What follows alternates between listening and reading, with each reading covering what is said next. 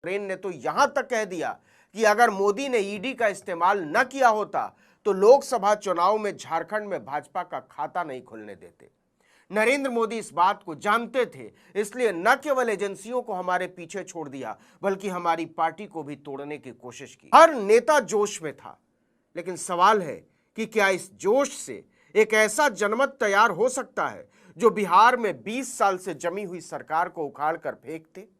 इसका जवाब समय के गर्भ में है। चोरी पर दोस्तों एक और बड़ा खुलासा यहां पर राहुल गांधी करते हुए नजर आ रहे हैं और उनके बयान के बाद बहुत सारे सवाल उठने लगे हैं। मोदी देश छोड़कर भागेंगे। राहुल गांधी ने अभी जो एटम बम फोड़ा था उसके बाद अब हाइड्रोजन बम राहुल गांधी फोड़ने जा रहे हैं। दोस्तों, भाजपा में काफी हद तक बेचैनी बढ़ चुकी है। हमारे साथ वरिष्ठ पत्रकार मौजूद हैं नवीन कुमार, आप उनकी इस रिपोर्ट को देखिए। नरेंद्र मोदी जी, नमस्कार, आदाब, सत श्री अकाल, जय भीम, जोहार। मेरा नाम है नवीन कुमार। जहां तक नजर जा रही थी, लोग ही लोग। डाक बंगला चौराहे से आगे जाने से यात्रा को रोक दिया गया था, लेकिन पुलिस हौसले को नहीं रोक सकी, हिम्मत को नहीं रोक सकी, जुनून को नहीं रोक सकी।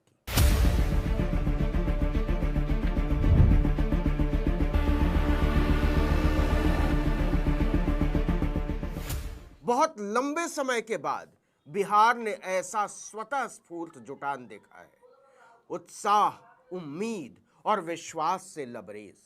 सत्ता परिवर्तन के इरादे से जुटे ये लोग मानते हैं कि देश का प्रधानमंत्री चोरी के वोट से गद्दी पर बैठा हुआ है। राहुल गांधी ने खुले मंच से ऐलान किया कि वोट चोरी की सच्चाई हाइड्रोजन बम की तरह है और जनता नरेंद्र मोदी के खिलाफ इसका इस्तेमाल करने के लिए तैयार है। बीजेपी के लोगों, तैयार हो जाओ।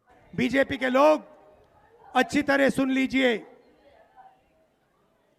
भैया, एटम बम का नाम सुना आपने? सुना है एटम बम का नाम? उससे बड़ा क्या होता है? उससे बड़ा क्या होता है? एटम बम से बड़ा हाइड्रोजन बम होता है। होता है नहीं होता है? माधवपुरा में हमने एटम बम दिखाया था। बीजेपी के लोगों, तैयार हो जाओ, हाइड्रोजन बम आ रहा है। हाइड्रोजन बम आ रहा है, तैयार हो जाइए। आपकी जो सच्चाई है, वोट चोरी की सच्चाई है, वो पूरे देश को पता लगने जा रही है। गांधी मैदान ने विपक्ष का जो आत्मविश्वास देखा है, वह पिछले 12 सालों में कभी नजर नहीं आया। महाराष्ट्र से लेकर झारखंड, तेलंगाना, कर्नाटक और उत्तर प्रदेश, छत्तीसगढ़ तक के नेता मौजूद थे। किसी के चेहरे पर कोई डर नहीं, कोई तनाव नहीं, कोई चिंता नहीं। राहुल गांधी की यात्राओं ने बदलाव की उम्मीद की वो भाषा और जमीन तैयार की है जो विपक्ष भूल चुका था। हाइड्रोजन बम के बाद नरेंद्र मोदी जी अपना चेहरा इस देश को नहीं दिखा पाएंगे।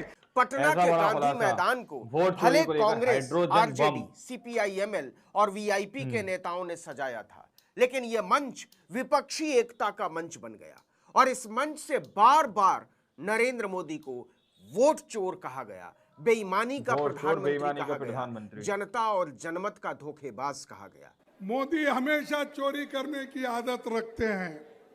वोट चोरी वो करते हैं, पैसा चोरी करते हैं और जो जितने भी बैंक से चोरी करके लूट के बाहर जाते हैं उनको भी वो लोग संभालते हैं। मोदी जी ये वोट चोरी कराकर बिहार में जीतने की कोशिश कर रहे हैं। आप सतर्क रहना चाहिए।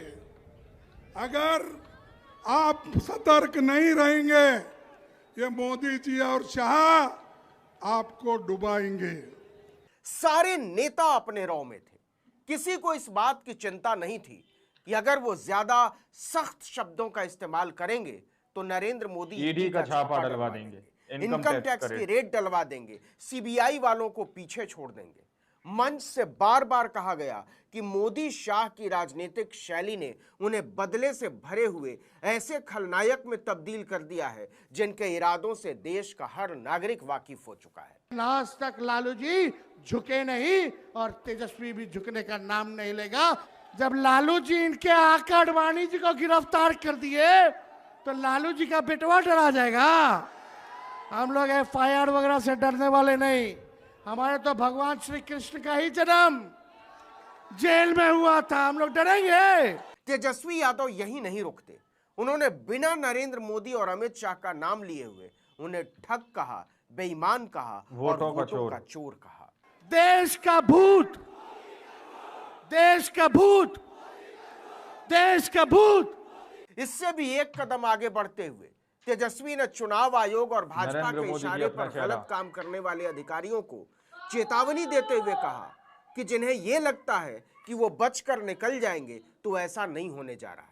हम लोगों की पैनी पैनी नजर है, हर एक अधिकारियों पे नजर है, चाहे छोटे अधिकारी हो या बड़े अधिकारी हो। सत्ता आने वाली है, अगर बेईमानी करोगे तो आगे कार्रवाई होगी।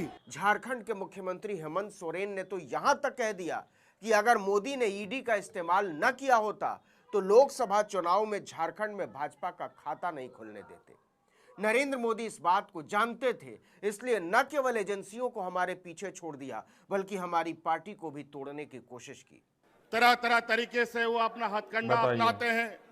मुझे भी कई दिनों तक जेल में डाल दिया। लोकसभा हमें जेल से ही अंदर रह के लड़ना पड़ा, नहीं तो आज झारखंड में जिस तरीके से हम लोगों ने पूर्ण बहुमत की सरकार बनाई, लोकसभा में भी उनका खाता नहीं खोलने देते। हर नेता जोश में था, लेकिन सवाल है कि क्या इस जोश से एक ऐसा जनमत तैयार हो सकता है जो बिहार में 20 साल से जमी हुई सरकार को उखाड़ कर फेंक दे? इसका जवाब समय के गर्भ में है, लेकिन सियासत के बदले हुए तेवर देश की जनता के सामने है। और आपके साथ सिर्फ बिहार नहीं चला, आपके साथ पूरा देश चल रहा था जब आप बिहार में चल रहे थे। एक बात पटना के गांधी मैदान की रैली में बड़ी साफ नजर आ रही थी। राहुल गांधी विपक्ष की राजनीति के केंद्र में है और बीजेपी उन्हें जितना जलील करेगी उनकी स्वीकार्यता और बढ़ेगी, क्योंकि राहुल जो सवाल उठा रहे हैं उनका जवाब देने की बजाय नरेंद्र मोदी भागते हुए नजर आते हैं, फूहड़ हमले करते हुए नजर आते हैं। और ये बात देश के सामने कई बार बेनकाब हो चुकी है, कोविड से लेकर चीन, अमेरिका और ऑपरेशन सिंदूर तक। जिन शक्तियों ने महात्मा गांधी की हत्या की, वही शक्ति इस संविधान की, अंबेडकर जी की संविधान की, गांधी जी की संविधान की हत्या करने की कोशिश कर रहे हैं। वोट चोरी को लेकर हाइड्रोजन बम, हम इनको संविधान की हत्या नहीं करने देंगे, कुछ भी हो जाए नहीं करने देंगे। तो महागठबंधन की सभा ने बिहार चुनाव का मैदान बेईमानी का प्रधानमंत्री नारे भी तय कर दिए। एक तरफ नरेंद्र मोदी की जय जय का नारा है तो दूसरी तरफ वोट चोर गद्दी छोड़ का नारा है। यह देखना दिलचस्प होगा कि बिहार की जनता किस नारे को ज्यादा स्वीकार करती है, किस नारे को ज्यादा समर्थन देती है और किस नारे को खारिज करती है। वोट चोर, वोट चोर, वोट चोर, वोट चोरी, वोट चोरी। इस वीडियो में इतना ही, लेकिन अगर आपने आर्टिकल 19 इंडिया को अब तक सब्सक्राइब नहीं किया है तो फौरन कर दीजिए, बेल आइकॉन दबाइए, घंटी जैसी आकृति लाइक कीजिए और कमेंट करके बताइए हमारा वीडियो आपको कैसा लगा। हमारा ट्विटर हैंडल है आर्टिकल 19 इंडिया और मेरा ट्विटर हैंडल है नवीन जर्नलिस्ट। नमस्कार। ईडी का छापा डलवा देंगे, इनकम टैक्स करेंगे। वोट चोर, वोट चोर, देश का भूत, देश का भूत। आप याद रखिए, मैं पुलिस को वार्निंग नहीं करना चाहता हूं कि आपके दिन बहुत नहीं है, कल के दिन हमारी सरकार है तो आपको काम करना ही पड़ेगा। माधवपुरा में हमने एटम बम दिखाया था। बीजेपी के लोगों तैयार हो जाओ, हाइड्रोजन बम आ रहा है। हाइड्रोजन बम के बाद नरेंद्र मोदी जी अपना चेहरा इस देश को नहीं दिखा पाएंगे।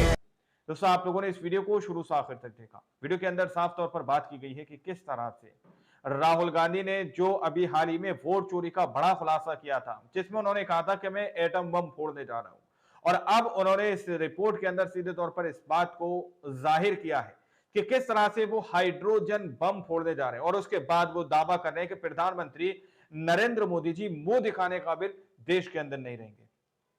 बकौल राहुल गांधी के प्रधानमंत्री नरेंद्र मोदी जी देश के अंदर मुंह दिखाने काबिल नहीं रहेंगे, तो क्या प्रधानमंत्री नरेंद्र मोदी जी देश छोड़कर भाग जाएंगे? यह सवाल दोस्तों वाजिब है और बनता है। देश के अंदर अगर मुंह दिखाने काबिल नहीं रहेंगे, आखिर ऐसे कौन से सबूत राहुल गांधी के हाथ लगे हैं जिसमें उन्होंने कहा कि एटम बम से बड़ा कौन सा बम होता है? पब्लिक बताती है एटम बम, हाइड्रोजन बम। तो फिर वो कहते हैं कि हम अब हाइड्रोजन बम फोड़ने जा रहे हैं, यानी कि वोट चोरी पर बड़ा खुलासा करने जा रहे हैं। दोस्तों, जब से बिहार के अंदर रैली शुरू हुई है राहुल गांधी की, तब से राहुल गांधी की लोकप्रियता देश के अंदर बढ़ती जा रही है। बिन बुलाए जनता इस तरह से उमड़ती आ रही है, जहां तक निगाह डालो वहां तक भीड़ ही भीड़ नजर आ रही है, जहां पर देखो वहां तक सिर्फ और सिर्फ पब्लिक ही पब्लिक नजर आ रही है। दोस्तों, यह हाल बिहार के अंदर का हो चुका है। अब राहुल गांधी ने कहा है कि वही अब हम वोट चोरी पर हाइड्रोजन बम फोड़ने जा रहे हैं। आप लोगों ने इस रिपोर्ट को देखा सुना, आप लोग इस रिपोर्ट के बारे में क्या सोचते हैं? अपनी राय कमेंट सेक्शन में जरूर दीजिएगा। मिलते हैं अगली वीडियो में, जब तक के लिए जय हिंद, जय भारत।